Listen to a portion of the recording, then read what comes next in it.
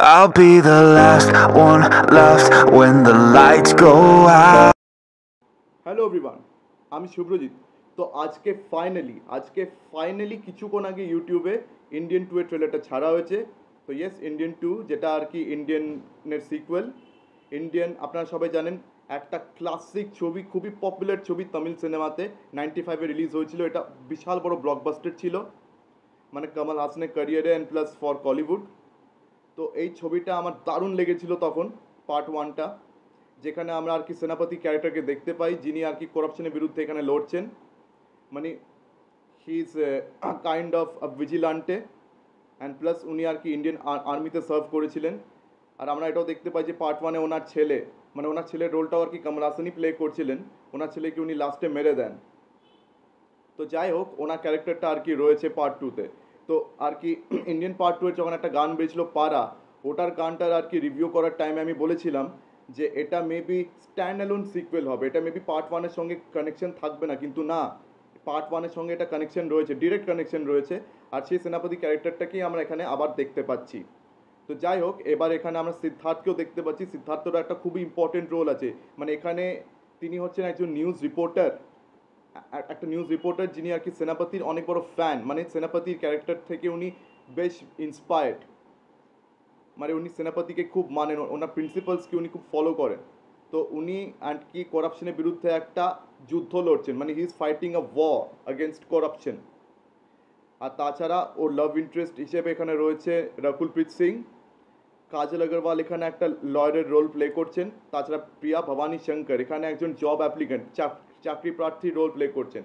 তো এখানে আর কি প্রিয়া ভবানী শঙ্কর, পারহ্যাপস ওটা প্রিয়া ভবানী শঙ্করেরই গলা, যে বলছে যে আমাদের যা স্কিলস রয়েছে সে অনুযায়ী আমাদের হাতে চাকরি নেই, আর যা চাকরি আছে সে অনুযায়ী পেমেন্টও নেই। তো এই দেশে করাপশনটা একদম ভরে ভরে আছে। তো এই লাইনটা আজকের দিনেও কিন্তু বেশ রেলেভেন্ট। তো আপনাদের মধ্যে এমন কজন আছে যে যাদের কাছে মানে স্কিলস অনুযায়ী চাকরি পেয়েছেন? মানে আপনাদের মধ্যে এমন কজন আছেন যারা আর কি প্রপার স্কিলস অনুযায়ী চাকরি পেয়েছেন, আর যা চাকরি পেয়েছেন তার ঠিকঠাক মাইনেও পাচ্ছেন? আপনাদের মধ্যে এমন কজন আছে? তো আপনারা নিজেরাই এটা ভেবে দেখে নিন যে কতটা রেলেভেন্ট আজকের দিনও এই জিনিসটা। তো যাই হোক, এখানে আর কি সিদ্ধার্থের মুখ দিয়ে আমরা কমল হাসানের ক্যারেক্টারের বিল্ড আপ দেখতে পাই, যেহেতু ও কমল হাসানের অনেক বড় আর কি ফ্যান, অনেক বড় ফলোয়ার ও নিজেই। তো একটা সিনে আর কি ও বলছে যে এই দেশে করাপশন সরাতে গেলে আমাদের সেনাপতি মানে সেনাপতিকে ফেরত পাওয়া খুব দরকার, সেনাপতি ফিরে আসাটা খুব দরকার। এখন সে কোথায় আছে, কি করছে, মানে এই টাইপের আর কি ডায়লগ দিয়ে সে বিল্ড আপটা তৈরি হচ্ছে এখানে। তারপরে দেখতে পাচ্ছি সেনাপতি ক্যারেক্টারটাকে। অ্যান্ড তাছাড়া ইন্ডিয়ান পার্ট 1-এ কিছু ফ্ল্যাশব্যাক সিনস দেখতে পাচ্ছি, যেখানে আর কি ও নিজের ছেলেকে আর কি প্লেন ব্লাস্ট করিয়ে মারছে। তো এরকম ফ্ল্যাশব্যাক সিনসও আমরা এখানে দেখতে পাচ্ছি। তো সেনাপতি ক্যারেক্টারটাকে এখানে দেখে যা মনে হচ্ছে যে নিজের ছেলেকে মেরে দেওয়ার পর সে আর কি এক্সাইলে চলে গেছিলো, বা মানে হাইড আউটে চলে গেছিলো, একদম লুকিয়ে পড়েছিল। অনেক বছর ধরে আর কি সে এমনিই লুকিয়েছিল, মানে সে আর কি লোকালয় আর কি খুব একটা দেখা দেয়নি, বা তাকে কেউ দেখতেই পায়নি অনেক বছর ধরে আর কি, সে দেখাই দেয়নি। মানে শহরে আর কি একটা নাড়া লাগিয়ে বসে আছেন সিদ্ধার্থ, যে উই ওয়ান্ট সেনাপতি, উই ওয়ান্ট ইউ ব্যাক আর কি, সেনাপতিকে আমাদের ফেরত চাই। আর লাস্টে সে সেনাপতির সঙ্গে দেখাও করে একটা সিনে, মানে সিদ্ধার্থ নিজেই বলছে যে তোমার থেকেই আমি অন্যায়ের বিরুদ্ধে লড়তে শিখেছি, মিথ্যে না বলে সত্যি কথা বলতে শিখেছি, আর তুমি কি না আমাকে কম্প্রোমাইজ করতে বলছো? তারপরে আমরা দেখতে পাচ্ছি যে সেনাপতি ক্যারেক্টারটা আবার ফিরে আসছে। সে এমনকি সিদ্ধার্থকে বলছে যে তুমি গান্ধীর প্রিন্সিপালকে ফলো করো, আমি নেতাজি সুভাষচন্দ্র বোসের প্রিন্সিপালকে ফলো করব। মানে বলতে চাইছে সিদ্ধার্থকে যে তুমি ভায়োলেন্ট হয়ে না, don't be violent, because Gandhi কিন্তু ভায়োলেন্সের বিরুদ্ধে ছিলেন, তবে নেতাজি সুভাষচন্দ্র বোস হি ওয়াজ ভায়োলেন্ট। মানে আপনারা সবাই বুঝতে পারছেন নেতাজি সুভাষচন্দ্র বোস কিন্তু মানে একজন যোদ্ধা ছিলেন, হি ওয়াজ আ ওয়ারিয়ার। তার মানে বলতে চাইছেন যে মারামারি খুনোখুনিটা আমাকে করতে দাও, তুমি মানে মারামারি খুনোখুনি করো না, তুমি আওয়াজ তুলবে। মানে এরকমই একটা বার্তা আর কি উনি দিয়েছেন সিদ্ধার্থকে। তো তারপরে আমরা কমল হাসানকে অনেক অ্যাকশন করতে দেখতে পাই এখানে। ওনার আবার সেই অ্যাকশন সিনসগুলো রয়েছে, কালারি পার্ট 2 অ্যাকশন সিনস, যেগুলো পার্ট 1-এও ছিল, ওই ধরনের অ্যাকশন সিনসও আবার আমরা এখানে দেখতে পাই। অ্যান্ড প্লাস কমল হাসানের যে প্রস্থেটিক মেকআপটা রয়েছে না, কিছু কিছু জায়গায় প্রস্থেটিক মেকআপটা না মানে বেশ আর্টিফিশিয়াল লাগছে। মানে দেখুন পার্ট ওয়ানে যখন আর কি প্রস্থেটিক মেকআপটা উনি ইন্ট্রোডিউস করেছিলেন, মানে এটা তখন ফার্স্ট টাইম ছিল ইন্ডিয়াতে, মানে আর কি প্রস্থেটিক মেকআপটা কিন্তু ইন্ডিয়ান পার্ট ওয়ান দিয়েই ইন্ডিয়াতে এসেছিল, আর কমল হাসানই এই জিনিসটাকে এনেছিলেন। তবে পার্ট টুতে প্রস্থেটিক মেকআপটা আমার কিন্তু খুব একটা কনভিন্সিং লাগেনি, কয়েকটা জায়গা আমার মনে হচ্ছে একটুখানি মানে আর্টিফিশিয়াল লেগেছে। আর এখানে কিছু ভিএফএক্সেরও সিনস আছে ইন্ডিয়ান টুতে, আর সেই ভিএফএক্সের সিনসগুলো মানে যে খুব একটা ভালো লেগেছে তা কিন্তু বলা যাচ্ছে না, মানে খুব একটা ভালো কিন্তু আমার লাগেনি, মানে ওই সিনসগুলো একটু ভালো হতে পারতো। প্লাস প্রস্থেটিক মেকআপটা আর একটু ভালো হলে বেশ ভালো হতো, বিকজ কমল হাসান নিজে একজন টেক স্যাভি মানুষ, মানে ওনার সিনেমাতে অলওয়েজ কোনো না কোনো টেকনোলজিক্যাল অ্যাডভান্সমেন্ট আমরা অলওয়েজ দেখতেই পাই, মানে টেকনোলজিক্যালি উনি অলওয়েজ নিজের সিনেমাতে কোনো না কোনো এক্সপেরিমেন্ট করেই থাকেন। তো যাই হোক, এবার আর কি সিনেমাটা কেমন হয় সেটা আর কি বোঝার জন্য আমাদেরকে 12 জুলাই অবধি ওয়েট করতে হবে, বিকজ 12 জুলাইতে আর কি এটা সিনেমা হলে মুক্তি পাচ্ছে। তো এবার দেখা যাক সিনেমাটি কেমন দাঁড়ায়। তো শঙ্করের কিন্তু এটা একদম নিজের জায়গা, শঙ্করের একদম নর্মাল জায়গা এটা, বিকজ শঙ্কর অ্যান্টি করাপশন এই জনরাটার একদম মাস্টার।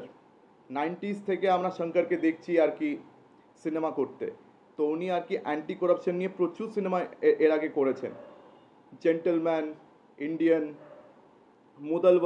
মুদলওয়ানটা আবার হিন্দিতে উনি করেছিলেন নায়ক অনিল কাপুরের সাথে। তাছাড়া রজনীকান্তের সঙ্গে শিবাজি দ্য বস, তো এরকম অনেক ছবি উনি করেছেন। তো ইন্ডিয়ান টু এর পরে শঙ্করের আরেকটা অ্যান্টি করাপশন নিয়ে সিনেমা বেরোচ্ছে, সেটা হচ্ছে গেম চেঞ্জার, রামচরণকে নিয়ে। তো যাই হোক, এখানে ইন্ডিয়ান টু এর আর কি ট্রেলার নিয়ে কথা বলছি। তো এবারে দেখা যাক আর কি সিনেমাটা কীরকম দাঁড়ায়। আমার কেন যায় না, কোথাও না কোথাও একটু ভয় হচ্ছে যে শঙ্করের হয়তো সিনেমাটা এবারে মেবি আউটডেটেড হয়ে যেতে পারে। তার কারণ রয়েছে, তার প্রথম কারণ, এই সিনেমাটা কিন্তু 5 বছর ধরে শুটিং হচ্ছে, 2019-এ, মানে লকডাউন তখনও পড়েনি, তারও অনেক আগের থেকে এই সিনেমাটা কিন্তু শুটিং চালু হয়েছিল। তো 2019-এ কমল হাসান মানে এই ইন্ডিয়ান টু এর সেটে একটা বিশাল দুর্ঘটনা ঘটে, সেই দুর্ঘটনার বশে অনেক লোক আর কি আহত হয়ে যায়, কয়েকজন মারাও যায়। তো সেই কারণে আর কি শুটিংটা অনেক দিন ধরে স্টল হয়ে গেছিলো। তাছাড়া লাইকা প্রোডাকশনসের সাথে আর কি কমল হাসান কম শঙ্করের দুজনেরই খুব ঝামেলা হয়েছিল। তো লাইকা প্রোডাকশনস আর কি এটা প্রোডাকশন আর কি থেকে হাত তুলে নিয়েছিলেন। হ্যাঁ, তো যখন লাইকা এটাকে ফার্দার প্রডিউস করতে আর কি রাজি হচ্ছিলেন না, তো তখন মাঝখানে আর কি রেড জায়ান্ট মুভিজ এসে আর কি সিনেমাটার প্রোডাকশনের দায়িত্বটা সামলে আর কি এটার শুটিং আবার রিজিউম করিয়েছিলেন। তো এটা শুটিং রিজিউম হয়েছিল কমল হাসানের বিক্রম রিলিজ হওয়ার পর। তো বুঝেই নিন এখানে কতটা ডিলে হয়েছে। আর তাছাড়া শঙ্কর এমন একজন ডিরেক্টর যিনি আর কি পপুলার ঠিক নন, আনপপুলার ফর মানে সিনেমাগুলোকে ঠিক টাইমে রিলিজ না করানোর জন্য, মানে সিনেমার যা অ্যালটেড টাইম থাকে যে এই টাইমের মধ্যে আর কি রিলিজ হবে, মানে সেটা কোনো দিনই শঙ্করের সিনেমায় হয় না। শঙ্করের সিনেমা কোনো দিনই সঠিক টাইমে রিলিজ হয় না, অলওয়েজ ডিলে হয়, অলওয়েজ। মানে শঙ্কর যথেষ্ট সময় নিয়ে আর কি নিজের সিনেমা আর কি ডিরেক্ট করেন, মানে উনি যথেষ্ট টাইম কনজিউম করেন। মানে ওনাকে যদি ধরুন 3 বছরে আপনি টাইম দিলেন, উনি 6 বছরের টাইম নিয়ে নেন। তো শঙ্কর এটা প্রত্যেকবারই আর কি নিজের সিনেমার সাথে করে এসছেন। অ্যান্ড তাছাড়া শঙ্করের সিনেমাতে কিন্তু যথেষ্ট আর কি ল্যাভিশনেস থাকে, মানে শঙ্করের সিনেমার প্রত্যেকটা গান, প্রত্যেকটা সং সিকোয়েন্সেসগুলো প্রচণ্ড ল্যাভিশলি শ্যুট হয়। তো এখানে কিছু ল্যাভিশ সং সিকোয়েন্সেসের কিন্তু আর কি আমরা ঝলক কিন্তু ট্রেলারে দেখতে পাই। তাছাড়া এটা যে মিউজিক লঞ্চ হয়েছিল, সেই মিউজিক লঞ্চেও আর কি আমরা কিছু কিছু আর কি ল্যাভিশ গানের আর কি কিছু কিছু ঝলক দেখতে পেয়েছি, যদিও লিরিক্যাল ভিডিও ছিল, প্রপার ভিডিও তো সব সিনেমা রিলিজ হওয়ার পরই আর কি দেখা যাবে। তো হ্যাঁ, এবার মিউজিক থেকে মনে পড়লো, এটা মিউজিক কিন্তু এবারে খুব একটা পপুলার হয়নি।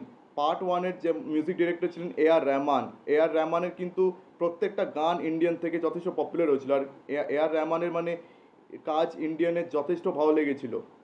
তবে ইন্ডিয়ান টুতে অনিরুদ্ধ রবিচন্দ্রের গানগুলো অত ভালো হয়নি।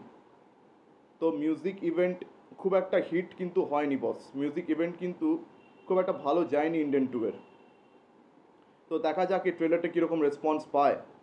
অ্যান্ড তাছাড়া যেহেতু 5-6 বছর সময় লেগেছে, আর তাছাড়া শঙ্কর 90s থেকে সিনেমা ডিরেক্ট করে আসছেন, উনি কিন্তু নিজের টিপিক্যাল স্টাইলেই সিনেমাটা করেছেন। এখানেও 4-5টা গান থাকবে, অ্যান্ড প্রত্যেকটা গান কিন্তু এখানে খুবই ল্যাভিশলি শ্যুট করা হয়েছে, বোঝাই যাচ্ছে।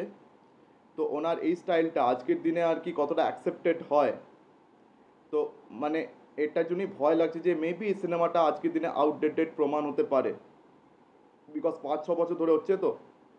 অ্যান্ড তাছাড়া এই নেদুমুড়ি বেনু আর পদ্মশ্রী বিবেক এটা কিন্তু এদের শেষ ছবি, এরা কিন্তু 2021 সালেই মারা গেছেন। তো এটা এদের পস্তুমাস রিলিজ এই সিনেমাটা। তো যাই হোক, এই সিনেমাটা কীরকম দাঁড়ায় সেটা দেখার জন্য, সেটা জানার জন্য তো আর কি 12 জুলাই অবধি ওয়েট করতে হবে। সো লেটস সি এবার এই সিনেমাটা কীরকম আর কি হয়। তো দেখুন, কমল হাসানকে আমার বেশ ভালো লাগে, আমার খুবই প্রিয় অভিনেতা উনি। তো ওনার উপরে আমার ভরসা রয়েছে, লেটস সি। তো মানে আমার ভিডিওটা এখানেই শেষ করছি। তো আমার ভিডিও যদি আপনাদের সবার ভালো লেগে থাকে তো অবশ্যই লাইক করুন, বেশি বেশি করে আমার ভিডিওটি শেয়ার করে দেবেন। অ্যান্ড হ্যাঁ, আমার চ্যানেলটিকে অবশ্যই সাবস্ক্রাইব করতে ভুলবেন না। তো আজকের দিনের মতন টাটা, চোখ রাখুন পরবর্তী ভিডিওতে। ধন্যবাদ।